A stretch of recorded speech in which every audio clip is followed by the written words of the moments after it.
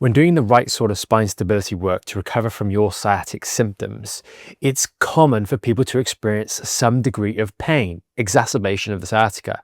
And it's only natural that people start thinking, is this the right exercise for me? Should I push through? It really can leave lots of these thoughts swirling around in your mind, and you end up just taking a step back and doing nothing. And this is completely understandable if you've had lots of flare-ups over the years. You've tried different things and you're perhaps not quite fully sold on the plan going forwards.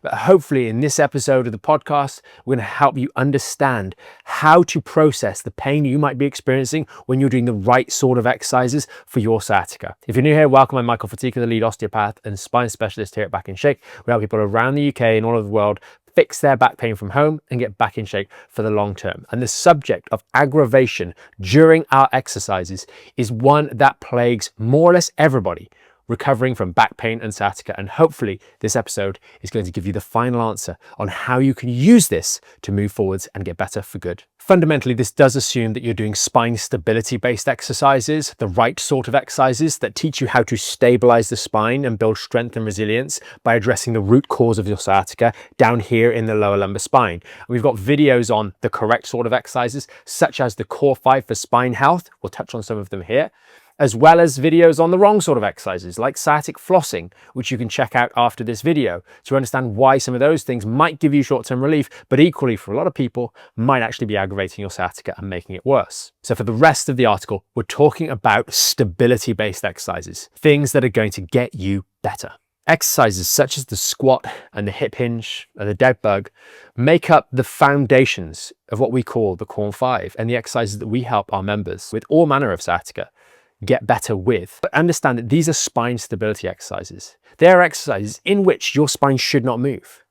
And understand that it is those daily activities where you all of a sudden turn around in one direction or another, you roll over in bed. It's when the spine moves, it moves in a certain way, catches some of the disc or some of the nerve, and we get that pain. And if we're doing our exercises stability-wise, we are not going to be moving the spine at all. So what happens when we get the pain? When we're doing our specific back rehab exercises, such as the dead bug, which we'll use an example for in a moment. When we experience pain, this should lead us to ask a number of questions, but we want to explore precisely at what point did we experience the pain.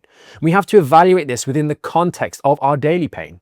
If we got into the position ready to do the exercise and we did not have aggravation of our sciatic symptoms or sciatic pain at that moment, then we want to be looking for when the pain got worse specifically, not finishing the exercise or finishing the workout and go, that made my pain worse. Looking at precisely when this is happening. This is where the important gains and progress is made. Because what's happening when we experience pain in, for example, the dead bug, is that as we are lying on our back, assuming we didn't aggravate our back getting onto the floor, in which case we should be doing this variation on the bed, as we lie down on our back like so, often most people can get a degree of core engagement in this position, and as they bring the first leg up, they're kind of okay because they've still got one leg based, but as the second leg comes up, like so, into what's called the tabletop position, the back arches one way or it flattens the other, and boom, we get that pain. What happened here? We didn't control the spine. The spine moved, it moved this section down here where that sciatic nerve root is being irritated, and we experienced an immediate boom. A little bit of aggravation. The severity here is not important. The fact that we got some aggravation is what is important. Another option could be that as we were in this position, we've done that fine. We've learned how to engage our core. But as the one leg went out, we got past maybe close to the halfway point, maybe a little bit less, maybe a little bit more. And all of a sudden we got some pain. What was happening here? Our back was starting to arch as our core was failing to meet the desired level of contraction to deal with that load of the leg going out. In both of these circumstances, the pain was there as an indicator that we failed to do the exercise correctly, which leads us to two questions. The first being, did I just not quite engage myself correctly and not quite do the exercise the way in which I'm supposed to do? In which case, I need to try again and see if I can stop it from happening. The second question is, well, I've tried a couple of times, but I'm not stopping it happening.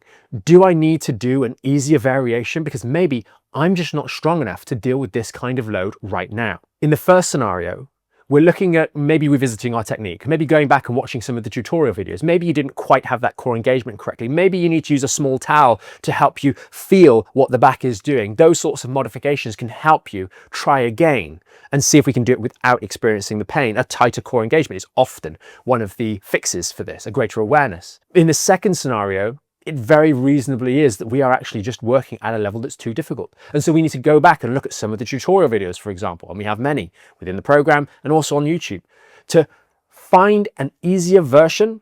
Maybe in the case of that half rep that we discussed, as the leg was going out, well, there was a point at which it became too much. And often as you try this a couple of times, you'll find it's the same sort of point. It's about halfway. So we come back off there. That's the important thing that we're using with that pain, to look for the aggravation-free reps. And it's worth just noting here, for some of you, you have that sciatic pain kind of all the time. And so it's at a baseline, it's always at a 3, for example, out of 10.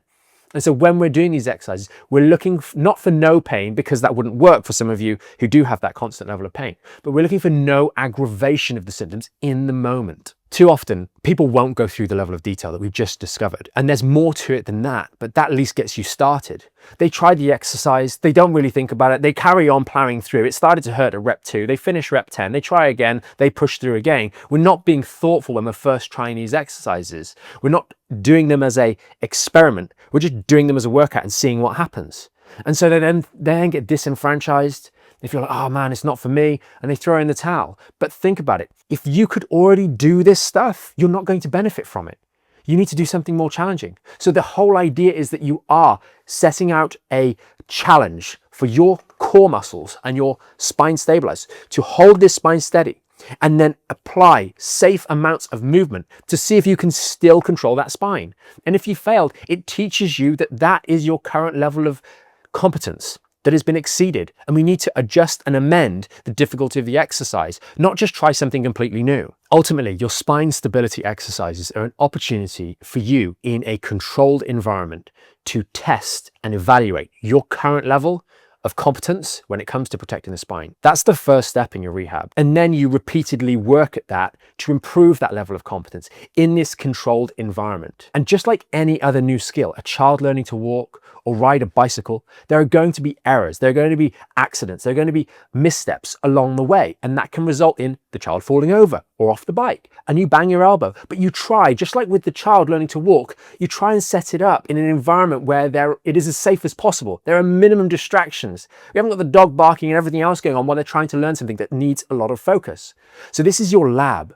Your exercises are your controlled environment, your safe space for you to test these things out, make some gentle mistakes, some small mistakes, because we're doing small tests, reevaluate and get it right. If you start to appreciate this, you'll view your exercises in a whole new way. They are a tool for you to master, and understand that it's great that you can't do them right now and that you've found the limit of what's possible. Because if we're struggling, quite frankly, to lie on our back and wiggle one leg at a time, is it any wonder we've been struggling for weeks, months, or even longer to get better with this sciatica? So hopefully you found this video helpful. It's a short and sweet one, but I do hope it's made you view your exercises in a slightly different way. We've got some resources that we mentioned, such as the sciatic flossing video, such as the Core 5, and many others that will be linked down in the description. If you did find this one helpful and you know someone else who's struggling with their sciatica or their back pain in general, then share this video with them. Hopefully it'll give them a new view of how exercises play the vital role, above all else, in recovering from all manner of back injuries, including